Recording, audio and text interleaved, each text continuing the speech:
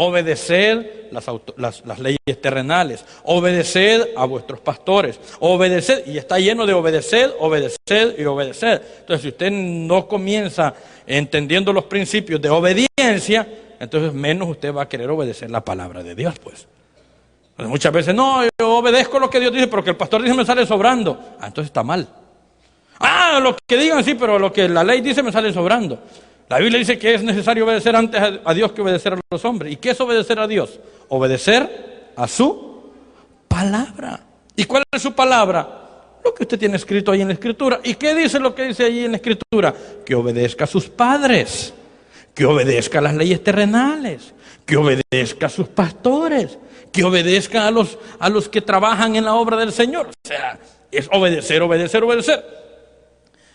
Entonces, cuando uno no obedece y se rebela y se pone un poco soberbión, entonces el espíritu de este mundo opera en los hijos de desobediencia y los confunde, y una vez más los vuelve a meter en la categoría de delincuentes activos y de pecadores activos. ¿Me está entendiendo? Lo vuelve a meter otra vez en la misma categoría de delincuentes activos y de pecadores activos. Por eso es que Dios, antes que sacrificio, dice: yo quiero que aprendamos lo que es obediencia. La obediencia, ya que lo que llevó a la caída a Adán y a Eva fue la desobediencia.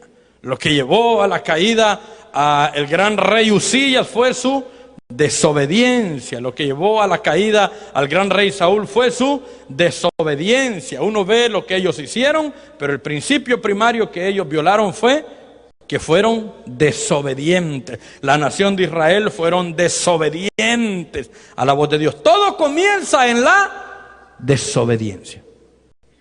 ¿Por qué nos fue mal a muchos de nosotros en la vida cuando éramos jóvenes? Por desobedientes. ¿Por qué a algunos nos sigue yendo mal en la vida? Por desobedientes. ¿Verdad?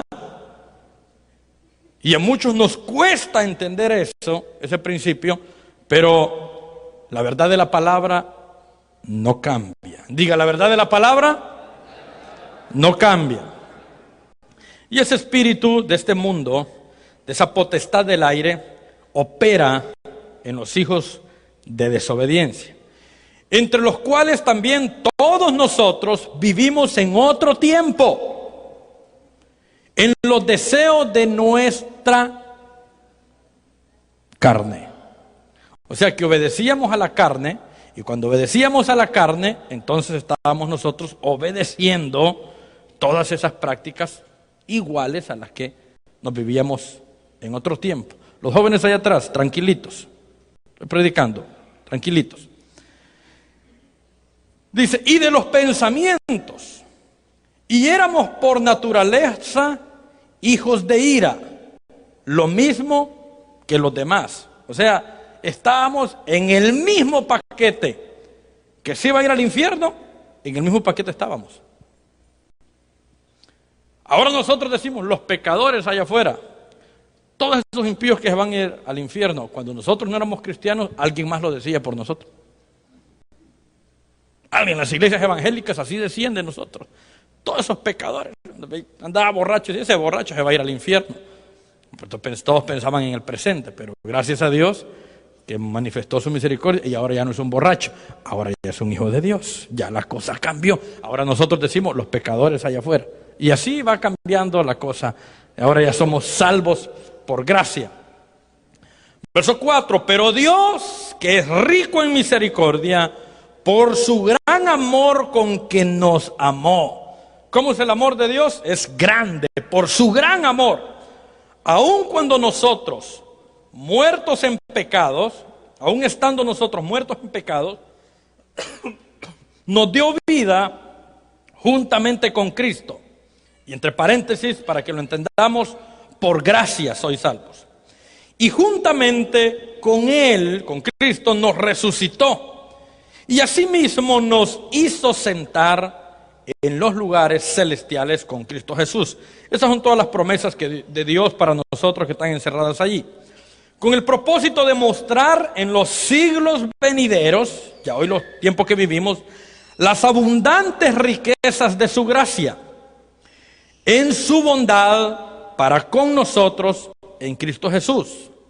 Porque por gracia sois salvos por medio de la fe, y esto no de vosotros, pues es don de Dios, y no por obras, para que nadie se jacte o se gloríe, porque somos hechura suya, creados en Cristo Jesús para buenas obras, las cuales Dios preparó de antemano para que anduviésemos en ellas. Verso 11. Por tanto, aquí tenemos que ser conscientes, por tanto, acordaos de que en otro tiempo, diga otro tiempo, vosotros los gentiles en cuanto a la carne, erais llamados incircuncisos por la llamada circuncisión hecha con mano en la carne. O sea, cuando la Biblia habla, por ejemplo, de David, que dice, ¿y ese perro incircunciso quién es para estar ofendiendo al pueblo de Dios? Y en esa categoría quedábamos todos nosotros antes de conocer al Señor. Incircunciso. Y un incircunciso era tratado tan horrible que aún el Señor mismo a la sirofénica, o a la mujer sirofénica, le dijo, cuando ella llegó a pedirle misericordia al Señor, le dijo, no es bueno darle el pan de los hijos a los perrillos, refiriéndose a que ella simple y sencillamente era una cananea, una mujer de una generación incircuncisa y que no estaba con el derecho de los pactos y de las bendiciones de la nación de Israel. Entonces toda persona que no era de un pueblo circuncidado era una generación incircuncisa, tratados como perros. Cuando David lo iban siguiendo, dice que iba, si no me equivoco, Simea, parece que era uno de los que iban a un lado y lo iba maldiciendo. Y dijo Abisaí, uno de los escuderos del rey David, Rey David, ¿por qué usted permite que ese perro incircunciso lo vaya ofendiendo? Regáleme unos segunditos y verá cómo yo lo atravieso con mi espada. O sea, las palabras despectivas para un incircunciso, hermano, eran bien humillantes. Entonces nosotros éramos antes. Por eso dice que en otro tiempo vosotros los gentiles, en cuanto a la carne, erais llamados incircuncisión por la llamada circuncisión hecha con mano en la carne. Verso 12. En aquel tiempo estabais sin Cristo, aunque usted andaba cargando un crucifijo en el pecho.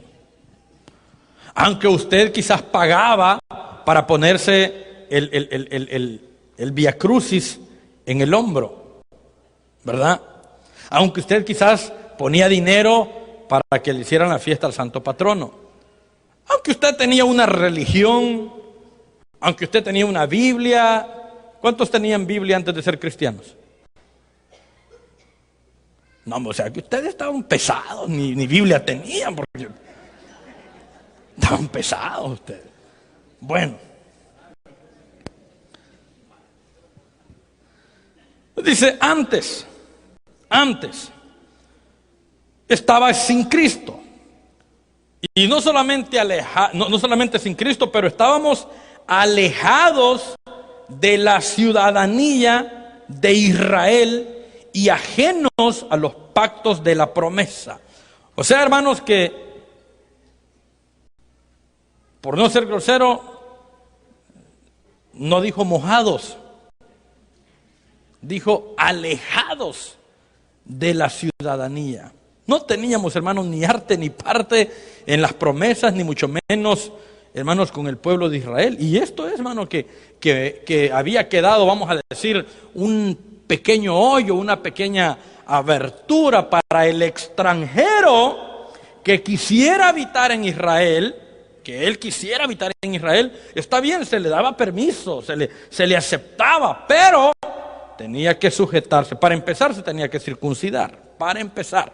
Posteriormente tenía que entrar a todos los rituales naturales del pueblo judío para ser aceptado.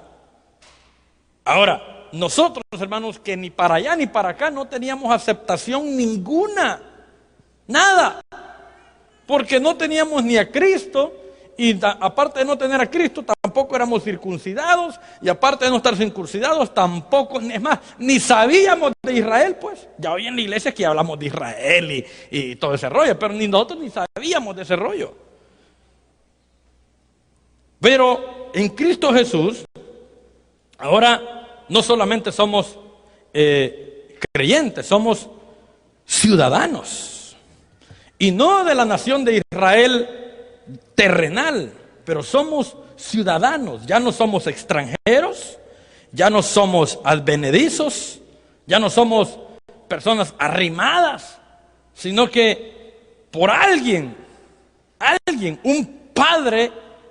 un Padre y Dios eterno sobre todos, de dos pueblos hizo uno solo, para llevarnos a su diestra, y por ese Padre, ahora nosotros somos ciudadanos. Un Padre